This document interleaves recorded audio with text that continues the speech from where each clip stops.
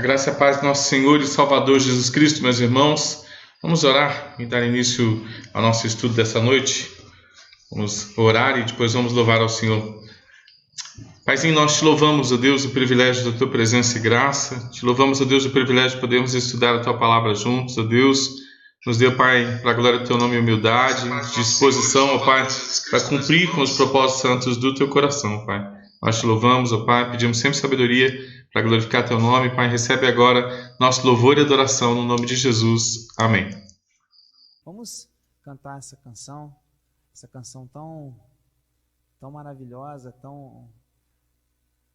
que fala, né, ao nosso coração. Amém? Em adoração ao nome do nosso Deus.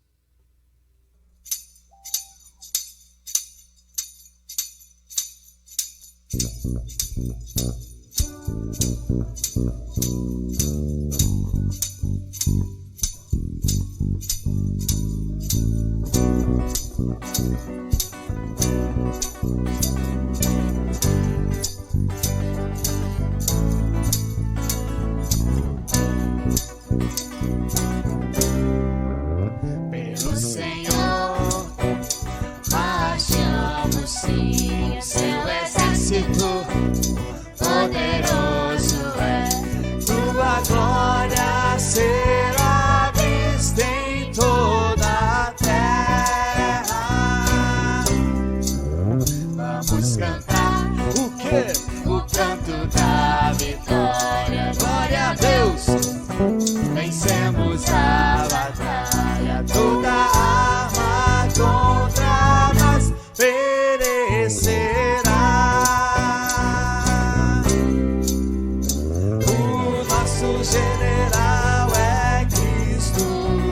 Seguimos os teus passos. Nenhum inimigo nos resistirá.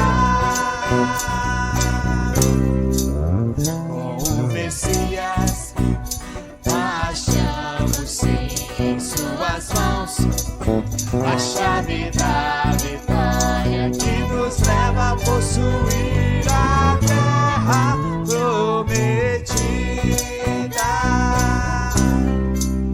Vamos cantar o quê? O canto da vitória. Glória a Deus, vencemos a batalha. Toda arma contra nós perecerá. O nosso general é Cristo. Seguimos os teus passos. Nenhum inimigo nos resistirá. O nosso general é Cristo. Seguimos os teus passos. Nenhum inimigo nos resistirá. Nenhum inimigo nos resistirá.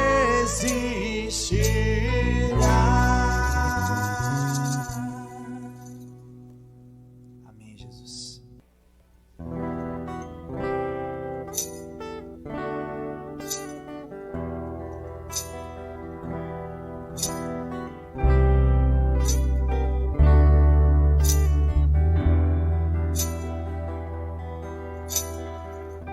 Nos galhos secos de uma árvore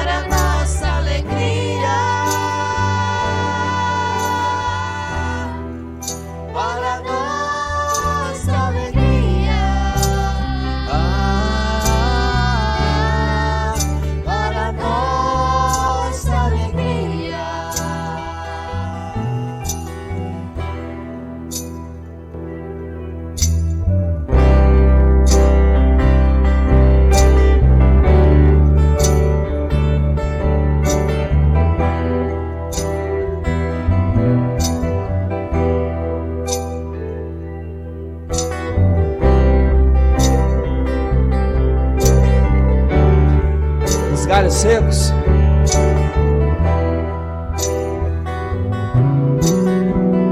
Nos galhos secos de uma árvore qualquer, onde ninguém jamais pudesse imaginar,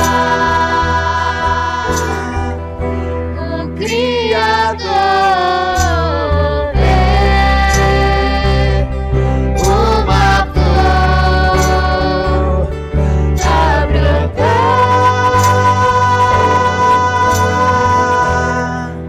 Olhai, olhai, olhai, os lírios crescerão nos campos,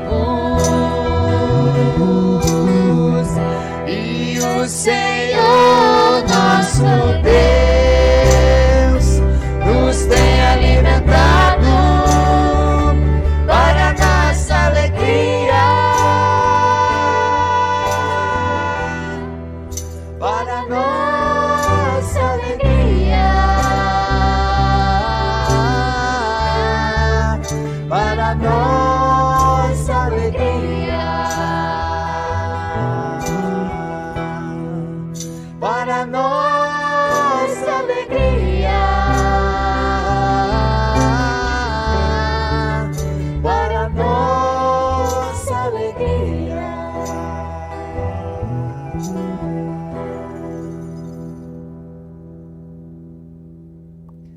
Obrigado, Jesus, porque o Senhor é um Deus maravilhoso, o Senhor é um Deus bondoso, misericordioso, que cuida da gente.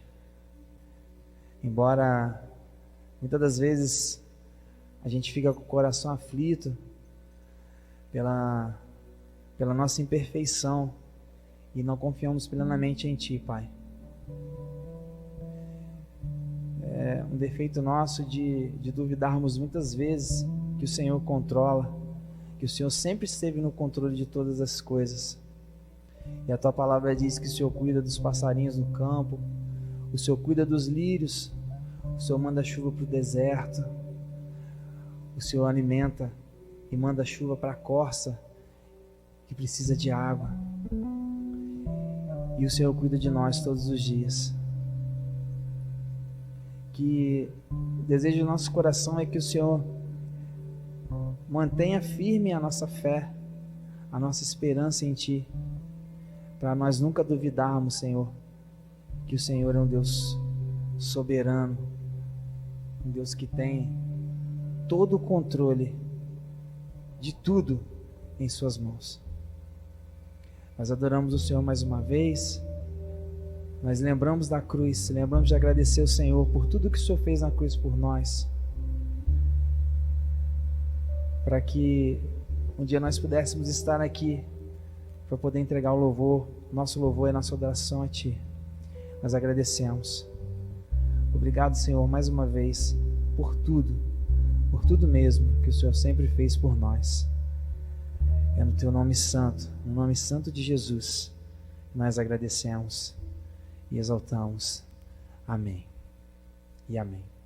Hoje nós vamos falar das doutrinas da graça, né? A parte prática da humildade, né? Nós aprendemos tanto sobre graça, sobre soberania de Deus, e agora nós vamos aprender a aplicar isso tudo no projeto chamado de humildade, né?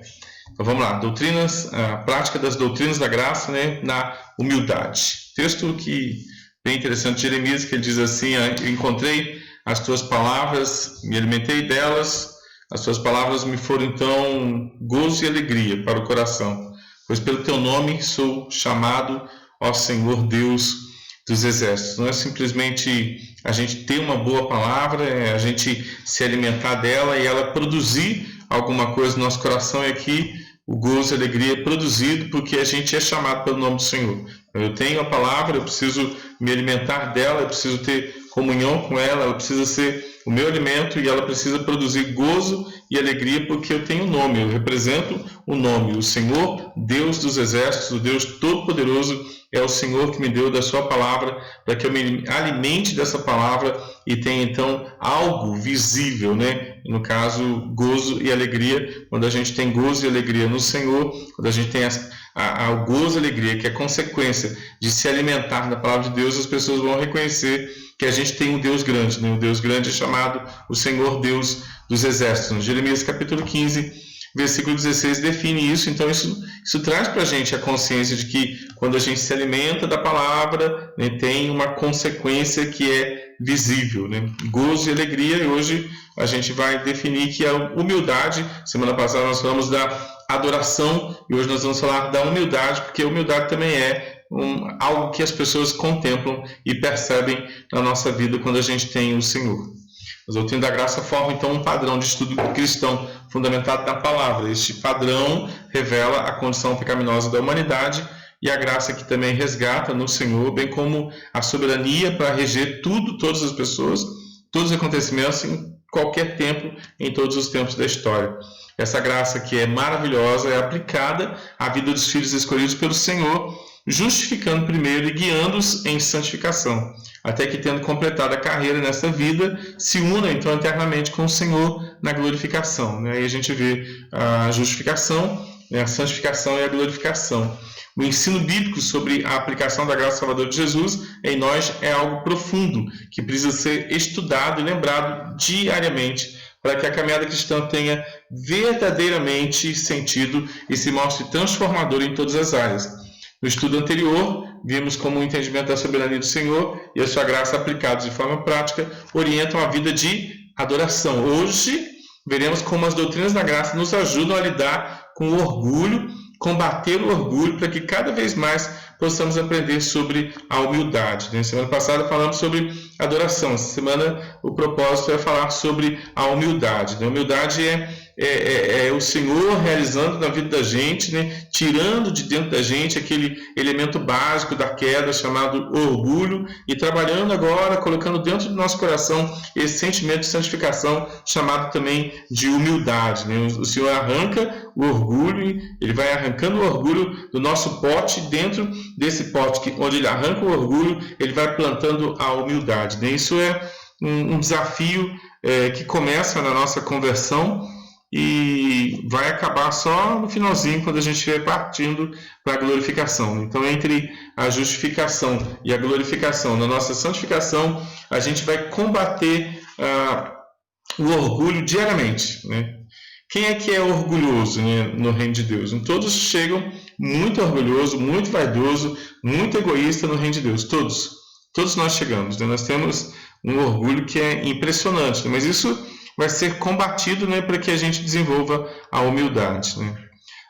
John Stott diz que em cada estágio de nosso desenvolvimento cristão e em cada esfera de nosso discipulado, o orgulho é o nosso maior inimigo e a humildade se torna então a nossa maior amiga, né? Então, entre a conversão, entre a justificação e a glorificação, a gente vai combater o orgulho, vai combater a vaidade diariamente, né? É um exercício constante, né? Todos somos orgulhosos, todos somos um bocado vaidosos, né? Então a gente está lutando contra a nossa inimiga, né? Cada estágio do nosso desenvolvimento cristão, em todos os estágios do nosso desenvolvimento cristão, em cada esfera do nosso discipulado diário, o orgulho é o nosso maior inimigo. O meu orgulho é o meu maior inimigo, né? E a humildade se torna então a nossa maior amiga, né? Então isso é um projeto de Deus de tirar o orgulho e plantar a humildade, e esse projeto é diário, tá bom? Vamos caminhar. Todos os seres humanos partilham de um sentimento que parece muito livre dentro do coração. Ele se chama orgulho. É o sentimento de prazer, de satisfação que a gente tem com o próprio valor, com a própria honra, com as próprias metas, sentimento egoísta, admiração pelo próprio mérito, excesso de amor próprio, arrogância, soberba, admiração pelas metas pessoais, admiração pelos sonhos pessoais, admiração por aquilo que a gente acha que consegue fazer sozinho, né? Tiago vai trabalhar bastante o orgulho, a vaidade, principalmente no capítulo 4, e o tema ali, Tiago 4,4, fala assim que aquele que é amigo do mundo, né, ele não consegue ser amigo de Deus, né? A gente vai ver o orgulho sendo trabalhado ali de maneira muito franca, ao ponto de o Senhor dizer, né, que aquele que quer se realizar nas coisas deste mundo, sem lembrar, né, o quanto é passageiro neste mundo, né, ele vai ser dominado pela vaidade, vai ser dominado pelo orgulho, né? Então, é bem interessante que a vida toda da gente, desde a nossa conversão, da compreensão da graça de Deus, da compreensão da grandeza de Deus, a gente vai ter esse combate, né, contra o nosso grande inimigo aí, chamado de orgulho. Orgulho, na verdade, é falta de compreensão de quem nós somos. Pensamos ser ou ter alguma coisa, mas realmente não somos e não temos nada. A soberba, sinônimo para orgulho ou a vaidade, nos tira do foco certo e nos tira até do foco da gratidão. Pois quando olhamos para nós mesmos, achando que a concentração de dons, de talentos, de sucesso surgem de nossa própria força, fazendo com que não haja gratidão e nem mesmo reconhecimento da ação de Deus, estamos a um passo da queda, né? Por isso que Provérbios também, capítulo 16, versículo 18, vai dizer assim: a soberba precede, e a altivez do espírito precede a queda, né? Todas as vezes que a gente fica soberbo e orgulhoso, o próximo passo é a ruína. Toda vez que a gente fica altivo, né, de espírito, o próximo passo é a queda. Esse sentimento, mesmo sendo tão corrosivo, ele parece estar tão normal e muito fácil cultivá-lo dentro do povo de Deus, né? É uma coisa horrível, né? Só que a gente sabe que todas as vezes que a soberba ela chega, a ruína chega também juntinho dela. Toda vez que a altivez de espírito chega, a queda é também o próximo passo, né? Então, se a gente percebe, como Davi, né? Davi não percebeu o quanto estava soberbo, né? Então vem a ruína para ele, principalmente quando ele acha que ele tem muitos homens, quando ele acha que ele é muito poderoso, né? Então a ruína vem. Quando Davi sente que não precisa mais ir para a guerra, né? E a altivez de espírito chega, a queda também chega. Então todas as vezes que um homem de Deus ele se deixa levar pela soberba, ele se deixa levar pela altivez, ele se deixa levar pelo orgulho, o próximo passo é a queda. Pode perceber que todo homem de Deus que começa a se sentir mais importante que Deus, se sentir altivo, orgulhoso, soberbo, altivo, né, com alguma coisa que Deus deu para ele, né, o próximo passo é a queda. Por isso que tanta gente cai. Eles caem porque não vigia, porque não luta contra si mesmo, porque não luta contra a altivez, né? O sentimento aí seria, como John Stott diz, né, a grande amiga seria a humildade chegar, porque a grande inimiga, né, do povo de Deus se chama vaidade e orgulho. O orgulho às vezes é tão evidente que até a nossa postura corporal revela que estamos altivos, né? Mas às vezes ele é discreto, aparecendo em pequenos gestos ou em pequenas palavras, em conceitos que temos sobre a vida e até mesmo sobre Jesus.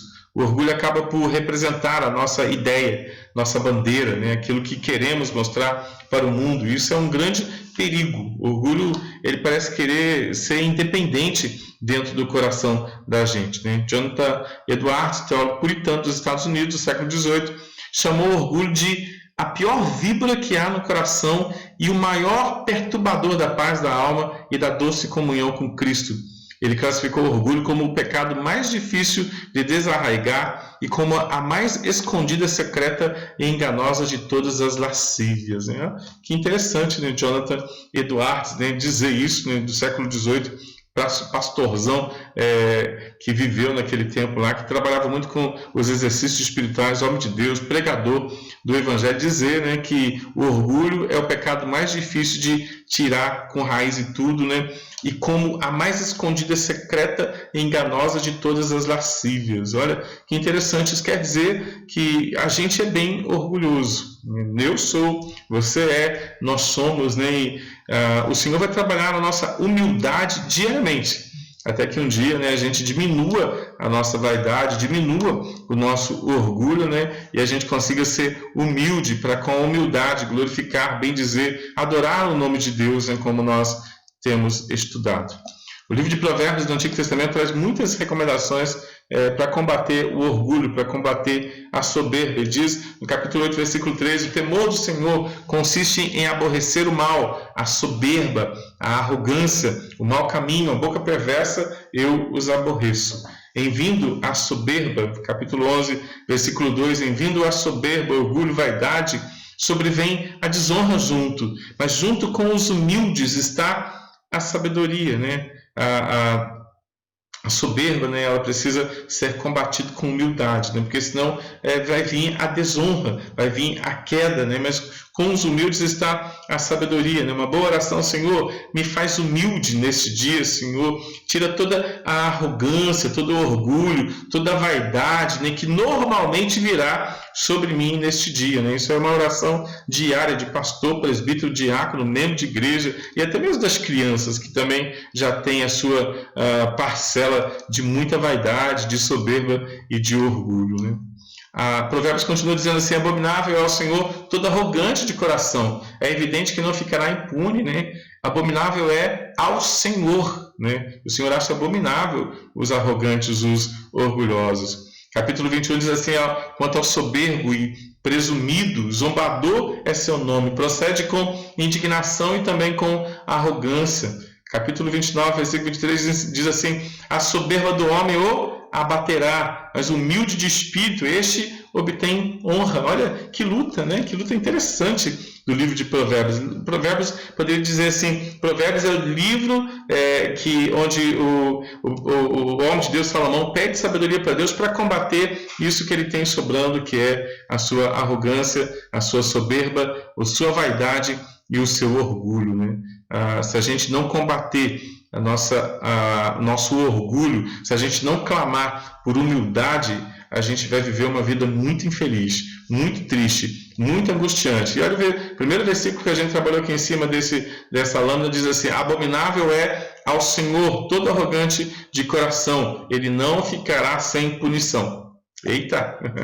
O Senhor vai ter que dar uma surra na gente aí, como diz Hebreus capítulo 12, porque o nosso coraçãozinho, ele é bem arrogante, né? Então, a gente pode estar trabalhando isso diante do Senhor nessa noite, dizendo assim: Senhor, me ajuda a combater a arrogância, né? Me ajuda a lutar, né? De Gênesis a Apocalipse, um bom assunto aí para a gente aí, de Gênesis a Apocalipse, é que o Senhor vai estar trabalhando diariamente nosso orgulho, trazendo para a gente então a humildade. Além de Provérbios, vários outros textos da Bíblia, de Gênesis e Apocalipse, mostram o quanto o orgulho é prejudicial. Ele chegou no Éden, lá em Gênesis, lá dentro do Éden ele chegou, né, e foi uma grande luta, né, e a mulher não venceu.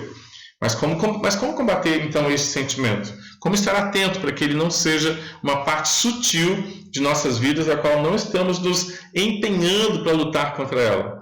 Paulo, conversando com os coríntios sobre este assunto, ele traz o tratamento para o orgulho a partir da compreensão da graça soberana de Jesus Cristo.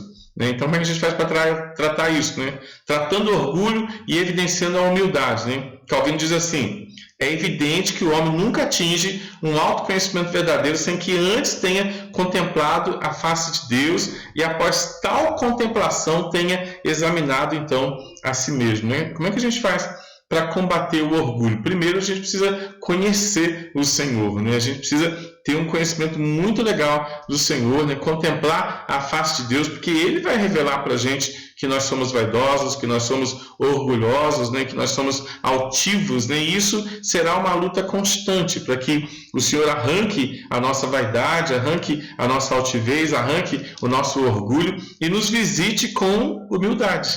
Senhor, me dá humildade nesse dia, humildade para lidar com a minha família, humildade para lidar com a igreja, humildade para lidar com a minha vocação, humildade para lidar com o meu próximo. Então, a gente precisa disso, porque senão a gente acaba se posicionando de maneira muito vaidosa, sem combater isso que está tão arraigado, e tão difícil de ser trabalhado no nosso coração, se a gente não tem uma vida devocional e se a gente não dá nome para isso. A gente precisa, então, de um autoconhecimento verdadeiro, a gente precisa conhecer o Senhor, ter uma visão boa do Senhor para que Ele revele o quanto nós somos orgulhosos e o quanto a gente precisa combater o orgulho com humildade. No Sermão do Monte, o Senhor Jesus fala que bem-aventurados são os humildes de espírito, os pobres de espírito, os dependentes dele para tomar decisões e combater esse sentimento de orgulho.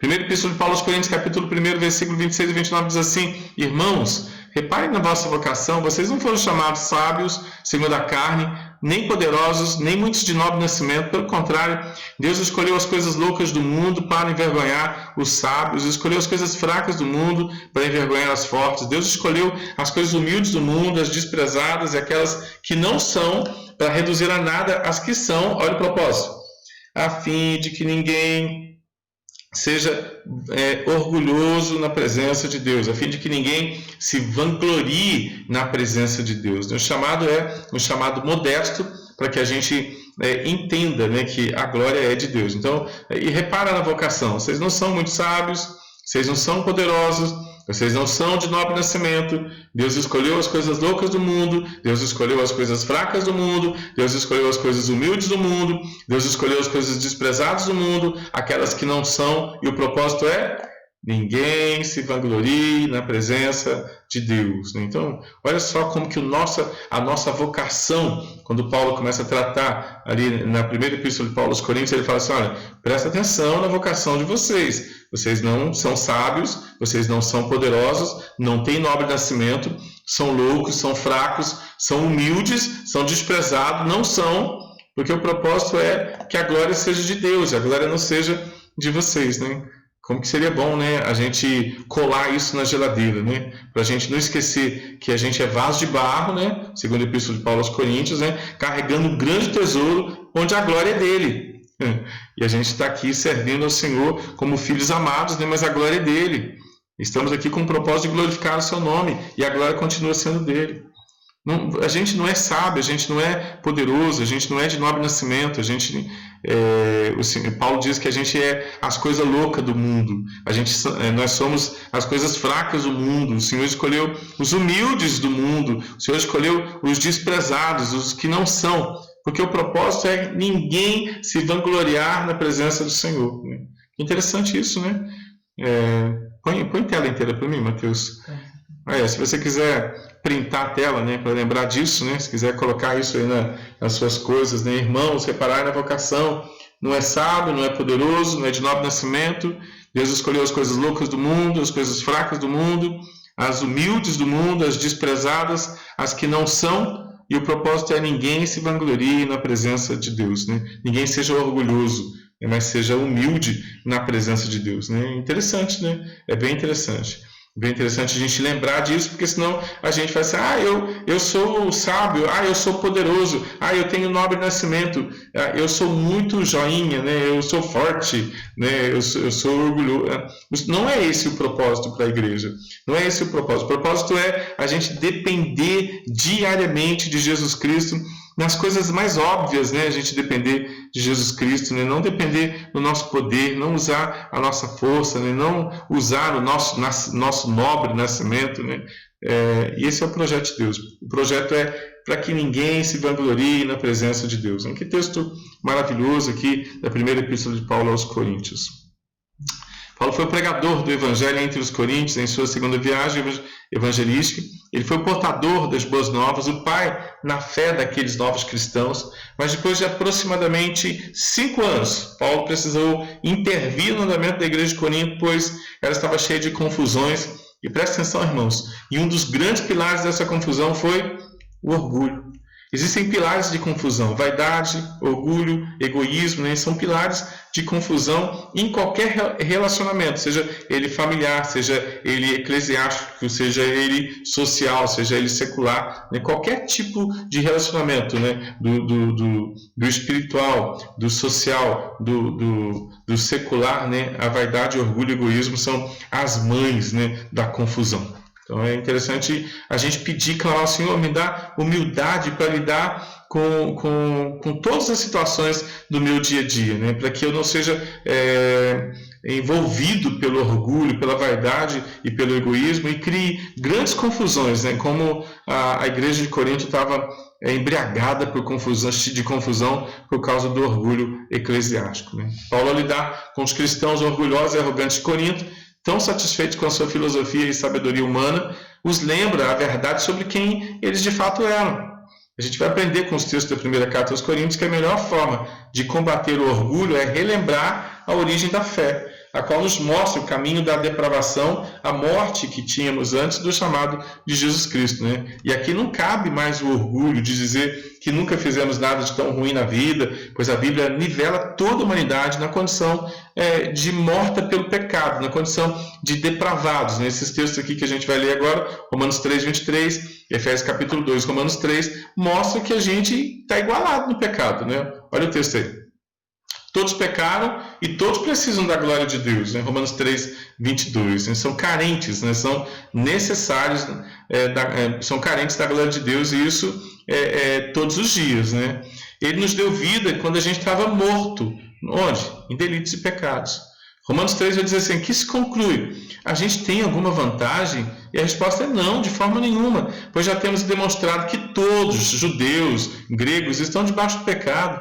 Como está escrito, não existe justo, não tem nenhum sequer, não há quem entenda, não há quem busque a Deus, todos se extraviaram, a uma se fizeram inúteis, não há quem faça o bem, não há nenhum sequer, né? Esses textos, né, maravilhosos da palavra de Deus iguala todos, né, na condição de pecadores, de carentes do Senhor. Então não há nem nada de interessante na gente que não tenha vindo de Deus e que deve nos tornar então dependentes dele, gratos a ele, numa vida de muita intimidade com ele, tanto por gratidão como para melhoramento, para aproveitamento nas nossas vocações, né, nos nossos mandatos, sejam eles espirituais, sejam eles sociais, sejam eles espirituais, né?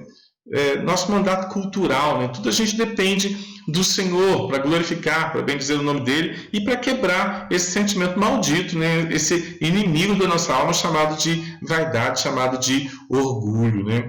É interessante a gente entender que a gente é orgulhoso e que a gente precisa estar num combate diário para ser humilde, né? Humilde nos ambientes onde o Senhor tem nos plantado.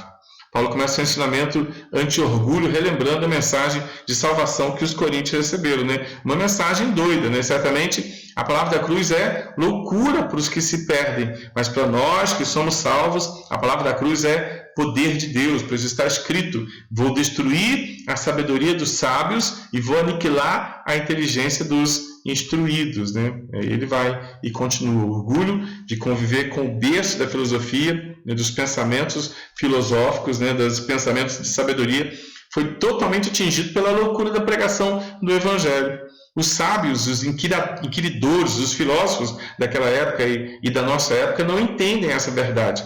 Não podem explicá-la usando a sabedoria, a filosofia, a razão, e por isso muitas vezes acabam por desprezar o conhecimento da pregação do Evangelho e a graça, né? Então o primeiro aprendizado é que o que recebemos, o que faz de nós pessoas valorosas, não veio através da nossa busca, da nossa sabedoria, não foi através de uma comprovação filosófica arrazoada, mas foi simplesmente a ação da graça de Jesus nos atraindo para si mesmo e convertendo nosso coração a Ele. Essa busca do Senhor por nós mostra então a nossa incapacidade de irmos até Ele e anula qualquer expressão de orgulho em relação a quem somos. Então essa é a primeira visão, né? Uma mensagem que é uma mensagem doida, mas uma mensagem extremamente fundamental para a gente entender que a gente depende de Jesus para tudo, né? Então a mensagem doida, a mensagem da cruz é uma mensagem muito mais sábia do que qualquer sabedoria que tenha neste mundo. A gente não depende de filosofia, a gente não depende de conhecimento deste século, né? A gente depende do conhecimento do Senhor. Segundo lugar, irmãos, o pregador era humilde, a mensagem é humilde, né? O mensageiro é humilde. Além da mensagem ser uma loucura, o pregador também não se fundamenta em posturas humanas e orgulhosas para levar a mensagem simples, pura e profunda do Evangelho. Paulo vai dizer que eu, irmãos, quando fui ter convosco, anunciando o testemunho de Deus, não fiz com ostentação de linguagem, com ostentação de sabedoria humana, porque decidi nada saber entre vós, se não saber de Jesus Cristo, este crucificado. Foi em fraqueza, temor, grande temor que eu estive entre vós. A minha palavra e a minha pregação não consistiram em linguagem persuasiva de sabedoria, mas em demonstração do Espírito, de poder, para que a vossa fé não se apoiasse em sabedoria humana, e sim no poder de Deus. A fé não tem relação com o orgulho da sabedoria humana, com o orgulho da filosofia, com o orgulho de arrazoar, com o orgulho do muito conhecimento que Paulo tinha. mas que não usou, porque ele queria que a humildade da pregação do Evangelho, né, a mensagem humilde, o mensageiro humilde, atingisse o coração deles, não com a ostentação da sabedoria, não com o orgulho de conhecer muito do pensamento filosófico grego, mas por conhecer a cruz, por defender a cruz e ser envolvido não por sabedoria humana, mas pelo poder de Deus. Né? Muito interessante essa mensagem diferente, o mensageiro humilde, né? Levando então não a oratória, né? Não o conhecimento da oratória, mas levando a glória de Jesus, levando o poder de Jesus, para que a conversão viesse através de Jesus e não do conhecimento de Paulo. Então, Paulo era um grande pregador, Paulo era um grande conhecedor, Paulo era muito sábio, mas ele pregou simplesmente o evangelho da cruz, né? Porque ele não queria que as pessoas dissessem assim: olha, que oratória maravilhosa, nem vou entrar na igreja dos Coríntios aí, porque Paulo prega muito bem. Ele não queria isso. Ele queria que o poder fosse de Deus. Ele sim ia pregar a pregação, ele ia pregar o evangelho da cruz, mas quem ia converter não seria então a sua inteligência, não seria a sua oratória, não seria a capacidade que Paulo tinha. Paulo não usou a oratória nem as palavras persuasivas tão comuns na retórica grega, as quais ele mesmo estava familiarizado, dominava muito bem, mas ele se apresentou em fraqueza, em dependência, em temor, muito tremor. Ele se apresentou em humildade. Paulo não citou os filósofos famosos da época, nem precisou sustentar seus argumentos de ensino com os pensadores daquele contexto.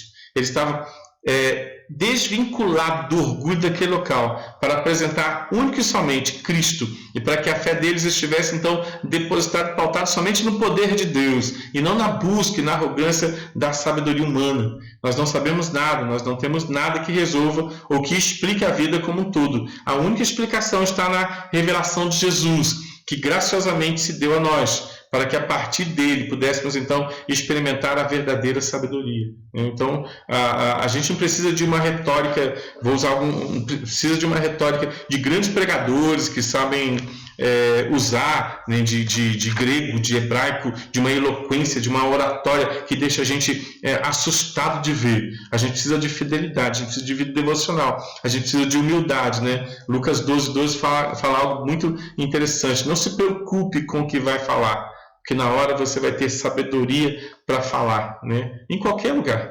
Em qualquer lugar. É lógico que é uma promessa para os apóstolos em plena perseguição, quando eles fossem levados aos tribunais. Então eles não precisavam se preocupar com sabedoria humana, porque o Senhor ia colocar a palavra na boca deles, né? A gente precisa de vida devocional, irmãos. A gente precisa conhecer a grandeza de Deus. A gente precisa então se apresentar e ir nos lugares onde o Senhor tem mandado a gente ir, né? A gente vai trabalhar, então que a gente possa trabalhar para o Senhor com humildade. E quando a gente for requisitado de falar, a gente não precisa pensar: poxa, eu não sei falar igual fulano de tal, eu não sei falar igual as pessoas da mídia, mas Deus vai te dar sabedoria, porque o poder não é nosso. A majestade é do Senhor. É só abrir a boca, meu irmão. É só ter vida devocional e abrir a boca, né? Quem não tem vida devocional, mas tem eloquência, tem oratória, não resolve nada também. Agora, quem tem vida devocional e quem abre a boca, quem se posiciona com bom testemunho, vai ser usado pelo Senhor, irmãos, com humildade. O Senhor ama a humildade, irmãos. O Senhor ama que a gente esteja nos lugares onde a gente vai, na família, no trabalho, na escola, com humildade, com vida devocional, mas com humildade, né? Amar o Senhor, amar a sua palavra, né? Amar a sua igreja, amar o seu irmão e fazer as coisas que a gente tem que fazer. Que a gente está aí à disposição de Deus, né, 24 horas por dia, realizando com sabedoria aquilo que é a vontade dele, no nosso trabalho, nossa escola, nossa família, né, onde quer que estejamos então humildes, dependendo do Senhor, como Paulo fez. Paulo chegou na igreja do Corinto, uma igreja cheia de gente sábia, cheia de gente vaidosa, cheia de intelectuais, cheia de orgulhosos, cheia de gente altiva, que a gente está lendo as cartas de Paulo, e aí Paulo vai lá e não prega com oratória, Paulo não prega com os seus conhecimentos filosóficos, Paulo é simples, Paulo prega o evangelho de Jesus Cristo, né? Porque quem vai fazer a obra não é o nosso orgulho, nossa vaidade ou nossa capacidade de retórica, nossa capacidade de usar usar o português corretamente, mas é o Senhor Jesus Cristo que tem falado conosco diariamente através da nossa vida devocional, né? Quem tem vida devocional é evangelista natural, é adorador natural, é evangelista natural, e quando abre a boca, não abre a boca com arrogância, com sabedoria humana, mas abre a boca destilando, trazendo mel na graça de Deus para aqueles que o ouvem, né? Então, que possamos ser usados pelo Senhor para glorificar e bendizer o seu nome que é santo. Parece que essa pregação pura e simples, que revela dependência de Jesus, não chama muita atenção. Parece simples demais, pouco demais, assim, a gente vai buscando com o nosso orgulho e suposta sabedoria outras coisas para acrescentar ao Evangelho e nos fazer diferentes e até mesmo mais atraentes, né? A gente não precisa de outra atração, senão uma vida de adoração, uma vida devocional. Não precisa de nenhum outro, nada diferente, nada atraente. Quer dizer, eu não sei falar igual fulano. Meu irmão, se você tem vida devocional, Deus vai te dar as palavras corretinhas para você conversar com qualquer pessoa.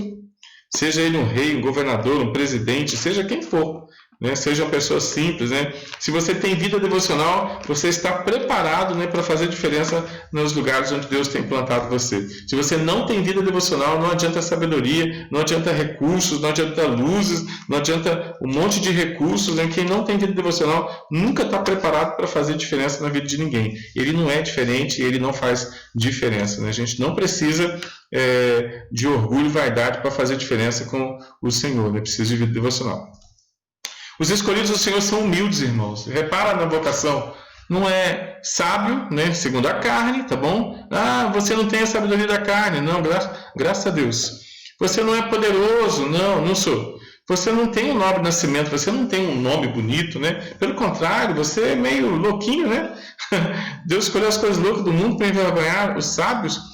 Você é meio fraquinho, né? Sou para envergonhar os fortes. Você é meio humilde. Opa, meio. Eu preciso de humildade, né? Você é desprezado. Você não é. Por quê? Para reduzir a nada os que são, a fim de que não haja orgulho na presença de Deus e a glória seja somente dele, né? Olha que interessante. Os escolhidos, se não são humildes, precisam se tornar humildes. E é legal que Paulo está falando dele, e se você prestar bem atenção, no corpo dos apóstolos, a pessoa mais eloquente, né, mais altiva, né, com mais condição, era Paulo. Muito sábio, poderoso, nobre nascimento, alguém extremamente sensato, né, forte, vaidoso, orgulhoso, e você pensa o trabalho que ele deu, né, para Deus consertar e quebrar Paulo, né? A igreja de Corinto é um tratamento espiritual maravilhoso na vida de Paulo. É muito bom o que a igreja de Corinto fez na vida de Paulo, ao ponto de transformar a sua visão, né? Paulo, há vários Paulos aí. Tem o Paulo antes da primeira carta, tem o Paulo na primeira carta, tem o Paulo entre a primeira e a segunda carta, tem o Paulo da segunda carta e tem o Paulo depois, né, da segunda carta, que é um Paulo muito maduro. E como que Deus usa as situações difíceis para trabalhar o nosso coração e tirar a nossa glória, tirar a nossa vanglória na presença dele e ele mesmo aparecer. Por isso que João Batista diz assim: convém que ele cresça e que eu diminua, né? Convém que o Senhor cresça, né, e eu diminua. Convém que o meu orgulho caia por terra e a humildade apareça. João já era humilde, irmãos. João já era muito humilde. João não dá o mesmo trabalho que Paulo dá para Jesus para transformar o seu orgulho em humildade. João já chega humilde. Mas tem coisa para ser trabalhada na vida de todo mundo, até na vida de João Batista, né? Tem na vida de João Batista, tem na vida de Paulo, tem na vida de Edivaldo, tem na sua vida um monte de coisa para ser trabalhada, né, para que a gente melhore, né? Mas a gente precisa entender, né, essa mensagem maravilhosa, a gente precisa ser mensageiros humildes e a gente tem que também ser ouvintes e escolhidos humildes, né?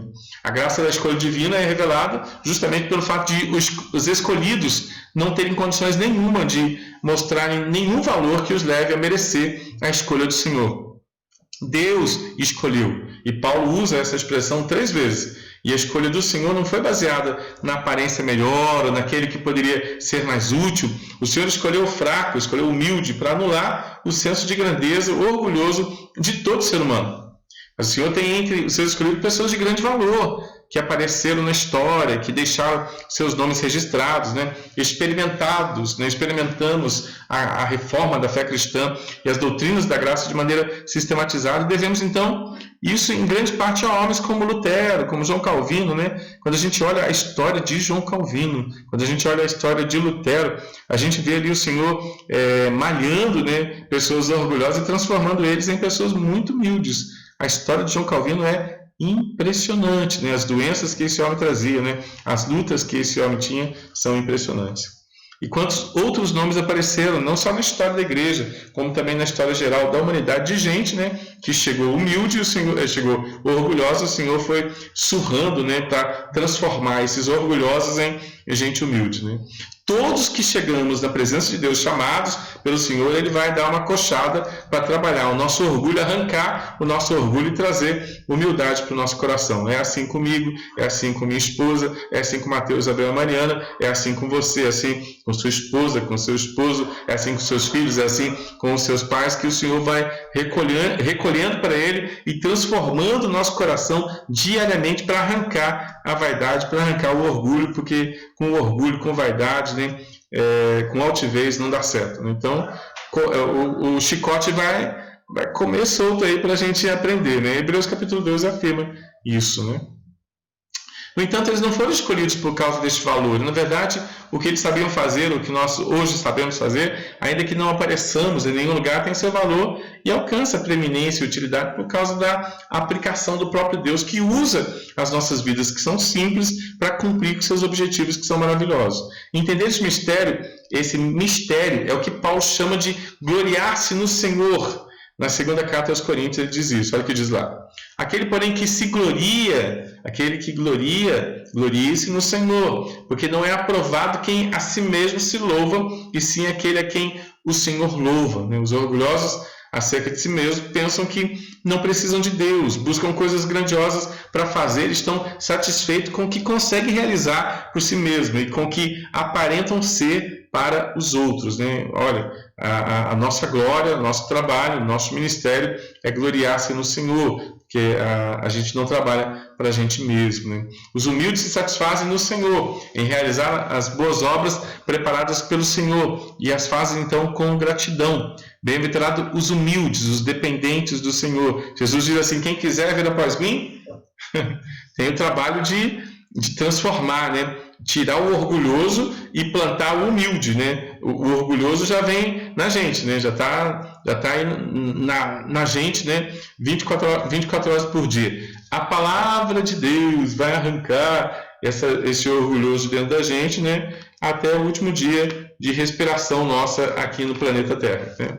Então, como que eu faço para combater o orgulhoso? Né? Muita vida devocional de Gênesis Apocalipse, né? Até o último dia da sua vida, tá bom? Humildade, dependência e submissão. O humilde é aquele que é dependente de Jesus. Jesus afirmou em Mateus 5,3 que os humildes são bem-aventurados.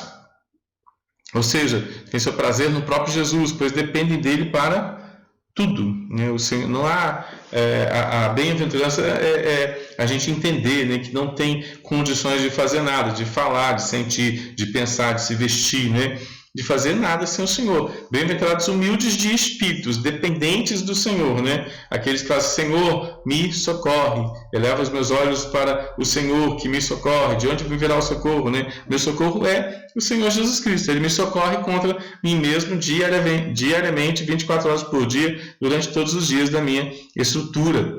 Essa dependência não é muito bem vista em nossos dias e, consequentemente, a visão da soberania total de Jesus também não é bem-vinda, né? Jesus ensinou sobre a humildade com sua própria vida em Filipenses capítulo 2. Ele nasceu de forma simples, sem nem estar em uma cama dentro de casa. Ele escolheu homens simples, ele escolheu trabalhadores simples para serem seus discípulos, né? Tudo na vida de Jesus era em cima de muita humildade, né? De muita dependência do Senhor. Ele se esvaziou para assumir a forma humana, o maior sinal de humildade, né? Tem de vós o mesmo sentimento que houve também em Cristo Jesus. Ele, subsistindo, sendo próprio Deus, não usou como direito o ser igual a Deus, antes a si mesmo se esvaziou, assumiu a forma de servo, tornou-se em semelhança de homens, reconhecido em figura humana, a si mesmo se humilhou, tornando-se obediente até a morte e morte de cruz, né? Esse modelo de serviço, esse modelo de amor, de serviço, de santificação, né? De honra que Jesus deixa para a gente, é um modelo onde a gente vai deixando de lado o próprio eu e vai colocando e revestindo a nossa estrutura com o ser de Jesus. Isso é a gente deixar, isso é a santificação no seu sentido gostoso, de assumir a forma de Cristo para ter humildade, para quebrar o orgulho e ter humildade. Mariana. Cosma colocou: porque Deus trabalha com os quebrantados e com os corações contritos. É isso mesmo.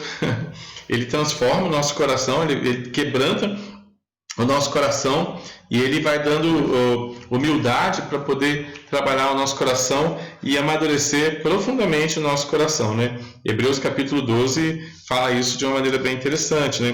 Hebreus capítulo, a Bíblia toda fala sobre isso, irmãos.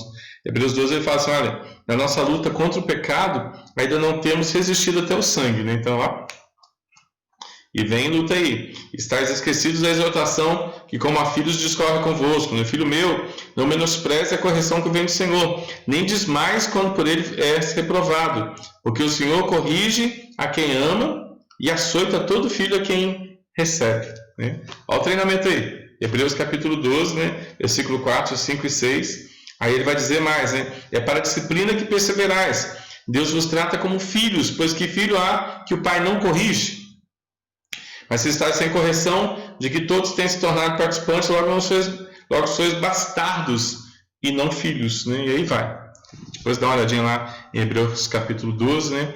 O Senhor recebe, o Senhor chama de maneira humilde, o Senhor trabalha no nosso coração, aí Ele coloca a gente num treinamento espiritual, como Tiago também dizer, no capítulo 1, tende por motivo de toda alegria, né, eu passar por muitos treinamentos, por muitos açoites, sabendo que a aprovação da vossa fé, uma vez confirmada, produz perseverança. A perseverança deve ter ação completa para que sejais perfeitos, íntegros e nada deficiente, né? Isso é um projeto de tirar, né, o orgulhoso e trazer o humilde para que o humilde dê um bom testemunho, né, e o humilde tenha esperança somente no céu e não esperança na terra.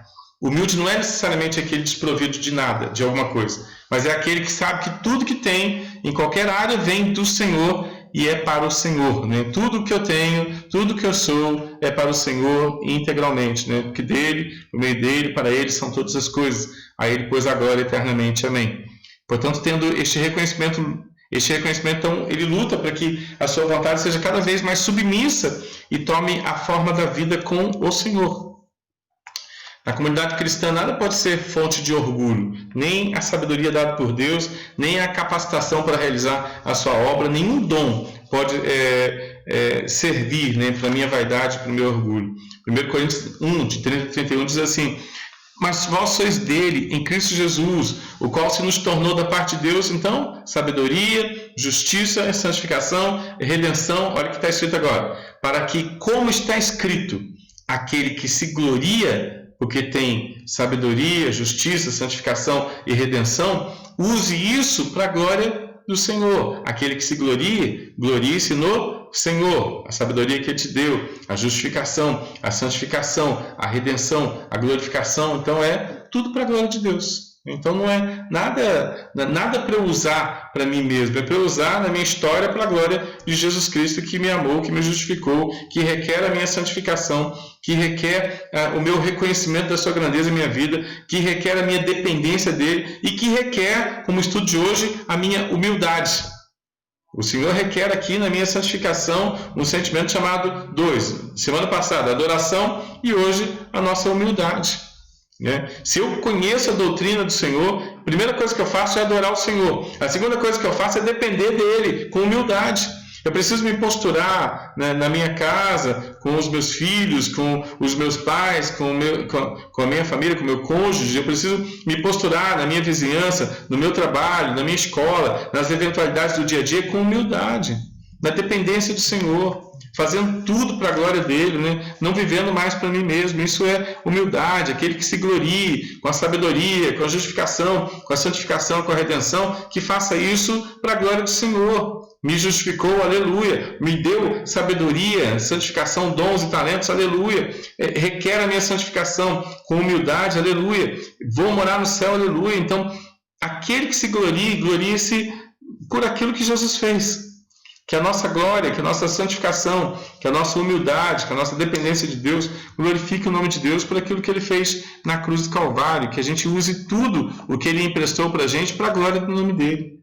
É um exercício diário, a gente chega lá. Portanto, para que a humildade seja um fato real e uma prova da nossa comunhão com o Senhor, precisamos ter muito claro que tudo vem de Jesus e que tudo é para Jesus. A conversão, o entendimento do chamado, a fé, o amor, são provenientes do Senhor. Portanto, não há nada em nós que venha a justificar soberba, orgulho, vaidade e até mesmo pecado. Nenhum crescimento como cristão é mérito nosso. Mas a gente pode pensar, eu tenho estudado, eu tenho me esforçado, eu tenho sido tão diligente, eu pratico bem, eu ajudo as pessoas, eu ajudo os necessitados, eu faço as boas obras, eu faço ação social, eu evangelizo, eu canto, eu oferto, eu administro, eu ensino. Mas tudo isso, irmãos, tem que ser para a glória de Deus. Isso não é meu, não é minha capacidade. Cristo se tornou justiça e santificação. Então, todo progresso espiritual que temos é trabalho de Jesus. É a sua perseverança na gente que nos impulsiona, então, para a leitura. A primeira coisa maravilhosa, a leitura bíblica, irmãos. A nossa dedicação, o exercício dos dons espirituais, a proclamação do Evangelho da graça de Deus, o dobrar os nossos joelhos em adoração, em oração. Fazemos tudo isso porque nós já recebemos a graça dele. Isso não é nosso, isso não está em mim. Foi ele que deu, ele que dá de presente. Então a gente precisa de humildade, a gente precisa se dobrar diante de Jesus e dizer: Senhor, obrigado pelo que o Senhor me deu. Me ensina a usar isso para a glória do teu nome nos lugares onde eu vou existir. O nível mais elevado do nosso progresso espiritual é a obra do Senhor. Olha o que diz Coríntios 15:10. Pela graça de Deus é que sou o que sou. E a sua graça que me foi dada de presente, de graça, presente, dom, não se tornou vã, vazio. Antes trabalhei muito mais do que todos eles. Todavia, não fui eu, mas foi a graça de Deus comigo. Que lindo esse texto, mostrando que até o meu esforço, foi querer e efetuar e executar de Deus. Pela graça de Deus, então, é que eu consigo ser o que eu sou. E a sua graça que ele me deu de presente, então eu não vou deixar no vazio, vou trabalhar. A graça é ele, o trabalho é meu, mas até o meu trabalho é graça da parte dele. Antes trabalhei muito mais do que todos eles, eu me esforcei, não fui eu. Foi a graça de Deus comigo, mas a consciência de que eu posso trabalhar, a consciência de que eu posso ler um capítulo a mais da Bíblia, a consciência de que eu posso estender a mão para alguém no meu trabalho, que eu posso cuidar de alguém da minha vizinhança, que eu posso usar alguma coisa em favor dos outros, Ela é entender a graça maravilhosa dada de presente para mim. É gratidão por aquilo que foi dado de presente para mim. E isso a gente acaba fazendo na humildade, irmãos. Quando a gente pedir: Senhor, me faz visualizar os ambientes preparados pelo Senhor, para que eu possa agir, para que eu possa trabalhar. Não eu, mas a graça do Senhor comigo. Me faz lembrar de Filipe, chegando lá no deserto e vendo lá o eunuco, lendo a Bíblia, e eu fico imaginando Filipe, eu fico me imaginando no lugar de Filipe, pensando assim: Senhor, como é que eu vou abordar esse homem agora? Como é que eu vou abordar o eunuco? E quando ele olha, o eunuco está lá com Isaías 53 abertão, lendo Isaías 53, e aí ele chega perto do eunuco e pergunta assim: e aí, está entendendo o que você está lendo aí? Aí o eunuco fala assim: como que eu vou entender se não há quem me explique? Olha o gancho aí. O Senhor vai colocar a gente em lugares para a gente ser útil, Não a gente, mas a graça de Deus com a gente, Se a gente orar: Senhor, me usa na família, Ele vai usar a gente na família. Senhor, me usa lá no meu trabalho, O Senhor está esperando a gente pedir isso há muito tempo, né? O Senhor me usa lá na minha escola, Ele vai te usar lá na escola. Me usa nas eventualidades do dia a dia. O Senhor usa o meu trabalho para a glória do Teu nome, porque não há trabalho que seja para a glória do nosso nome. Os trabalhos que a gente faz é para a glória do nome de Deus e para que a graça de Deus esteja conosco onde quer que a gente esteja. Isso é dependência, isso é humildade, isso é se colocar à disposição, né? Se colocar à disposição, né, diante de Deus, em adoração ao Senhor, né, em vida devocional, e depois se colocar à disposição onde quer que Ele plante a gente. Pela graça de Deus é que eu estou onde eu estou. Pela graça de Deus é que eu sou o que eu sou, né? Você é exatamente o que o Senhor queria que você fosse. Você mora onde Deus queria que você morasse. Você trabalha onde Deus queria que você trabalhasse. Estuda, tem suas eventualidades exatamente onde Deus queria te colocar e te plantar, para que você seja humilde, seja ousado e usado por Ele, né? Onde quer que você esteja, né? Como? Quem é que vai ser usado? Eu vou ser usado. A graça de Deus comigo, né? Ele vai me dar sabedoria para ser usado e ser ousado para a glória do seu nome. Mas antes, vida devocional, né? Logo encontrei a palavra de Deus e comi. E aí foram graça e gozo na minha vida, né? Porque o Senhor dos Exércitos está comigo, né? Olha que Jeremias 15:16, que palavra maravilhosa, né? O verdadeiro filho de Deus, ele sabe disso, ele sabe que o que Paulo falou é totalmente aplicável à sua vida também. Aí Terry Johnson diz assim: especialmente se ele entende a profundidade da depravação humana, como explicado pela fé reformada, ele sabe que esteve morto em pecado, ele sabe que era surdo, cego e também era desinteressado, ele sabe que era um amante das trevas, ele sabe que foi um milagre de Deus ser salvo da sua incredulidade, foi também um milagre de Deus ser salvo de sua ignorância e egoísmo, ele sabe que a salvação é do Senhor e não dele. Se ele está realmente convencido da verdade, das doutrinas da graça, não pode mais haver nele nenhum orgulho. O que sobra para desenvolver na vida dele agora é humildade, é se colocar à disposição de Deus e ser aquilo que o Senhor quer que ele seja. Pela graça de Deus, agora eu sou o que sou. Pela graça de Deus, pelo poder e majestade do Senhor, o Senhor vai me usar com ousadia onde Ele me plantou. Família, igreja, vocação, onde quer que a gente esteja. Outras fontes de orgulho aqui, irmãos, que devem ser combatidas pela humildade. Tudo pode gerar orgulho, até beleza física, inteligência, capacidade de organização, ter dinheiro, simpatia e capacidade de atrair pessoas. Isso também é fonte de orgulho. No entanto, na primeira carta aos Coríntios, Paulo está mexendo em todas essas áreas também. E a pergunta que ele faz e que devemos repetir para nós mesmos é: 1 Coríntios 4,7. Quem é que te fez sobressair?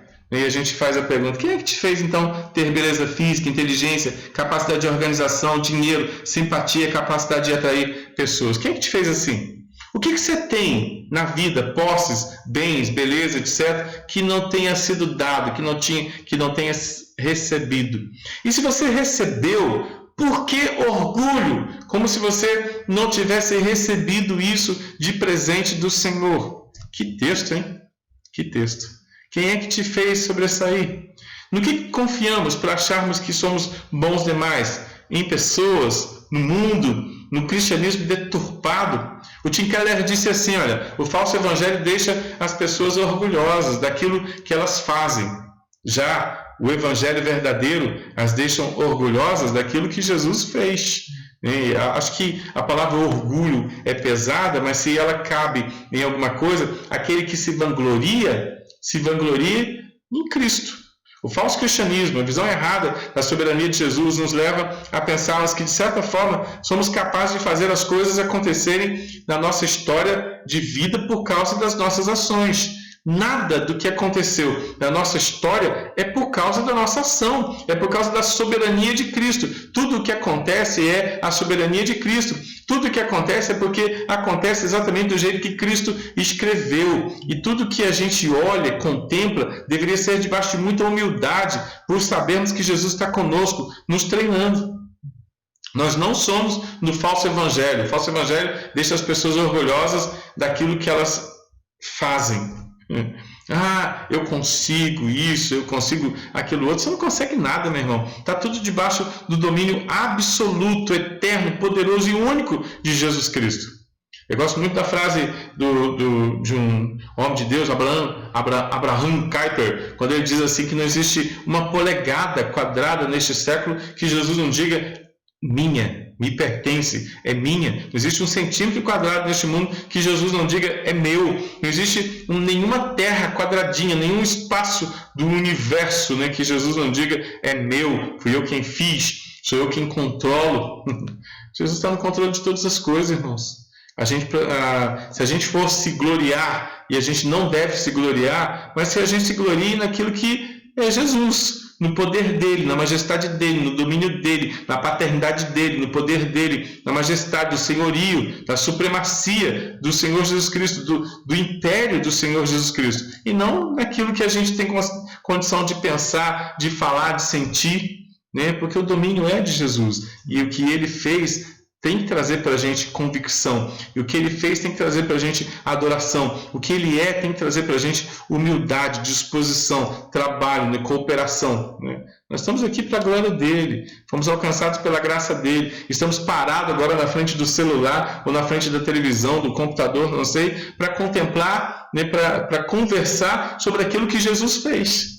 E para sermos humildes, para quebrar a maldita vaidade, a maldita altivez, o maldito orgulho e nos posicionarmos como servos de Jesus Cristo. Por outro lado, julgamos as pessoas pelo que elas fazem ou não fazem, achando que faríamos melhor do que elas e que a nossa vida nunca seria igual a delas, no sentido de queda. Gálatas capítulo 6, versículo 1 mostra exatamente o contrário, né? Para a gente ter sempre espírito de brandura e entendendo, né, que tudo que é de errado a gente poderia estar fazendo também. Olhar os erros de alguém e procurar ajudá-lo para que ele cresça e melhore faz parte da comunhão dos santos. No entanto, olhar os erros e apontá-los como se nunca fôssemos capazes de cometer é sinal claro de orgulho espiritual. Quanto a isso, Paulo também adverte em 1 Coríntios 10:2 assim: aquele que pensa estar em pé, cuidado. Quem é orgulhoso vai cair. Para quem o orgulho que temos de nós mesmos tem valor? Fazemos para quem? Para o mundo? Por um momento, nossas ações terão valores, mas os valores do mundo são passageiros. Ele está sempre à busca de coisas maiores, né? São patamares errados de busca, né? Para que ou para quem nós fazemos coisas? Será que somos motivados pela dependência do Senhor ou para provar e para exibir a nossa capacidade? Tudo que temos, irmãos, moral, social, vocacional, espiritual, foi dado de presente pelo Senhor. Somente podemos exercitar tudo por causa da sua graça. Se foi dado pelo Senhor e a gente consegue exercitar tudo por causa da graça de Deus, isso tem que gerar a gente gratidão e também humildade.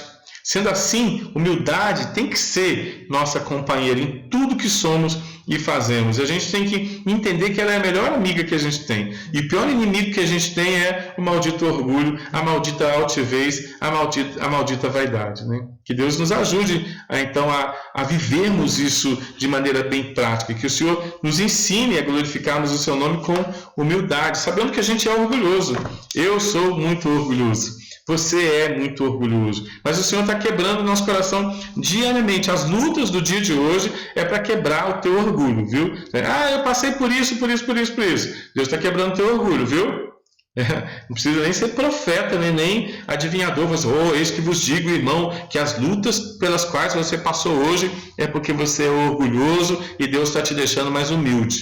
Tá bom? Perdeu alguma coisa hoje? Deus está te deixando mais humilde. Ganhou alguma coisa hoje? Deus está te deixando mais humilde. Deus está trabalhando no nosso coração diariamente para que a gente possa glorificar o seu nome e se gloriar somente nele. Aplicação. John Bradford, reformador do século XVI da Inglaterra, passava junto com os seus amigos e viu um homem bêbado caído na rua.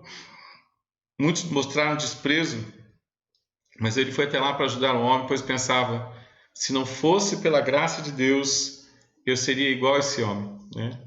É interessante a gente pensar isso, porque a gente ouve muita coisa na televisão. A gente vê muita coisa errada na televisão. A gente vê muita gente ruim na televisão. E quando a gente consegue se sentir melhor do que eles, é porque a gente ainda tem vaidade no coração, tem orgulho no coração. E a gente poderia dizer, graças a Deus que eu não sou assim. Mas a gente deveria dizer: eu só não sou assim porque a graça de Deus já habita em mim. E ele não seria assim se a graça de Deus habitasse no coração dele. Isso é humildade. Isso é Gálatas capítulo 6, versículo 1. A gente não foi levantado na terra para julgar ciclano, beltrano, fulano. E a gente tem uma facilidade de fazer isso horrível, porque falta humildade, porque a vaidade, o orgulho ainda habita o nosso coração. A gente está em treinamento diário até que a vaidade saia do coração da gente, né? A gente precisa deixar de lado nossa vaidade. Quando John Bradford, reformador, ele olha para aquele bêbado e fala, ele se aproxima daquele bêbado, ele olha para a graça de Deus, o filtro dele nos relacionamentos agora é Jesus, e ele afirma, eu só não sou assim porque a graça de Deus já habita em mim. Eu só não sou aquele corrupto, eu só não sou as piores pessoas que eu vejo por aí porque a graça de Deus já habita em mim. E essa pessoa poderia deixar de ser o que ela era se a graça de Deus já habitasse no coração dela e já estivesse combatendo diariamente a vaidade, o orgulho que essa pessoa tem para transformá-la então em gente humilde. A humildade não somente nos livra dos perigos do orgulho, como também nos faz olhar as coisas de uma forma muito mais clara, mais limpa, sem acusação, sem pressuposto. Ao olharmos para nós, precisamos enxergar a humildade que foi dada por Cristo, seu amor, bondades, a fé, a alegria, disposição, ânimo, que nos transformaram, então, de mortos depravados em filhos amados do Pai, que combatem o orgulho diariamente para serem humildes, para glorificar e bendizer o nome do Senhor. E assim, em tudo o que fizermos, ou em tudo que possuirmos, tudo o que viermos a ser e a desenvolver, que façamos então com humildade, gratidão, para que o Senhor e que sua a glória seja somente dele. E aí a gente pode dizer com Paulo, pela graça de Deus é que eu sou o que sou, e a sua graça que me foi concedida não se tornou vã. Antes trabalhei muito mais do que todos eles, todavia não eu, nunca eu, mas a graça de Deus comigo. Que Deus nos abençoe. Amém, irmãos? Presbítero Adalto está na área. Cadê seu presbítero Adalto? Está por aí, seu Adalto? Estou aqui, pastor. Boa noite. É muito bom participar do estudo da Palavra de Deus. Vamos orar neste momento. Santo Deus, o nosso Pai, glorificado seja o teu nome. Muito obrigado, Deus, por esta oportunidade. Mais uma vez, ó Deus, estar participando do estudo da tua palavra. Te pedimos, ó Deus, que venha abençoar neste momento a tua igreja, abençoando, Deus, para que possamos estar sempre fazendo a tua vontade. Te pedimos que seja abençoando, Deus, aquelas pessoas que estão passando por dificuldades. Neste momento, Deus, estão passando por enfermidades, esteja curando, Deus, para a nossa alegria, mas para a honra e para a glória do teu nome. Tudo isso nós te pedimos e te agradecemos em nome de Jesus. Amém. Deus abençoe.